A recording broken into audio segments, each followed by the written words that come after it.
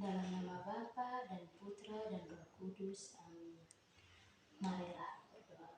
Allah Bapa dalam kerajaan surga, puji dan syukur kami haturkan kehadirat-Mu karena begitu besar cinta dan kasih-Mu. Engkau membimbing hamba-Mu ini dari tadi malam hingga saat ini. Hamba bersyukur dan berterima kasih kepadamu karena dengan penyertaan dan perlindungan-Mu Engkau membimbing dan melindungi, menjaga hingga saat ini. Dan saat ini juga ya Tuhan, kami mohon kehadiran-Mu dalam renungan kami hari ini. Buka mata hati dan pikiran kami agar kami dapat memahami dan mencerna firman-Mu. Bimbinglah kami untuk memahami pesan yang Engkau berikan melalui Injil Lukas hari ini. Semua doa dan harapan ini kami sampaikan kepada-Mu lewat perantaraan Kristus Tuhan kami. Amin. Tuhan serta-Mu dan serta-Mu juga. Inilah Injil Yesus Kristus menurut Santo Lukas. Dimuliakanlah nama Tuhan. Lukas bab 5 ayat 27 sampai dengan 32.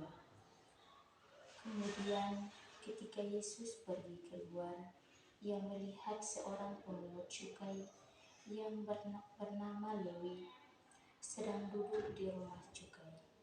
Yesus berkata kepadanya, "Ikutlah aku." Maka berdirilah Lewi dan meninggalkan segala sesuatu, lalu mengikuti Dia. Dan Lewi mengadakan suatu perjamuan besar untuk Dia di rumahnya, dan sejumlah besar pemungut cukai orang-orang lain turut makan bersama-sama dengan Dia. Orang-orang Farisi dan ahli-ahli Taurat bersungut-sungut kepada murid-murid Yesus, katanya, "Mengapa kamu makan dan minum bersama-sama dengan pemungut cukai dan orang berdosa?" Lalu jawab Yesus kepada mereka, katanya, "Bukan orang sehat yang memerlukan tabib, tetapi orang sakit. Aku datang bukan untuk memanggil orang benar, tetapi orang berdosa supaya mereka bertobat." Demikianlah sabda Tuhan. Terpujilah Kristus. Judul renungan yang saya bawakan pada hari ini tentang panggilan dan tujuan Yesus. Saudara-saudari yang terkasih dalam Kristus, Injil hari ini berbicara tentang pemungut cukai mengikuti Yesus. Dalam pandangan orang Yahudi, pemungut cukai adalah pengkhianat karena mereka bekerja untuk penjajahan Romawi. Mereka disisihkan karena ada anggapan bahwa maka ketika Yesus memanggil seorang pemungut cukai dan makan bersama dengan mereka dan orang Lewi, timbul persoalan bagi orang-orang Farisi dan ahli-ahli Taurat.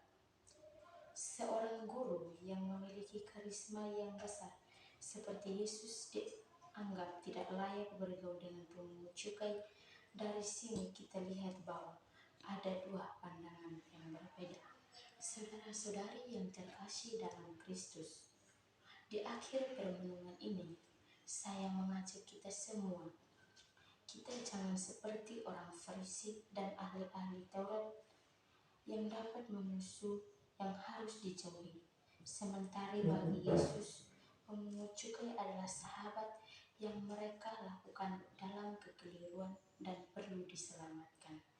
Maka dari itu, dengan menghadiri perjamuan itu, Yesus mau menyampaikan pesan perdamaian bagi para pemungut cukai, arti mereka diterima dari dalam kerajaan keselamatan.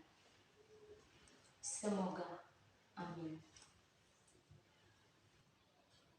Allah Bapa dalam kerajaan surga, ya Yesus, Guru bijaksana, ajarilah aku untuk membuka hati bagi saudara-saudari yang dikucilkan dari masyarakat. Teguhkanlah aku untuk menegur dan mengingat sesama bila mereka melakukan kesalahan. Jauhkanlah diriku dari sikap yang memandang rendah orang terpujilah Engkau, kini dan sepanjang segala masa. Amin. Dalam nama Bapa dan Putra dan Roh Kudus. Amin.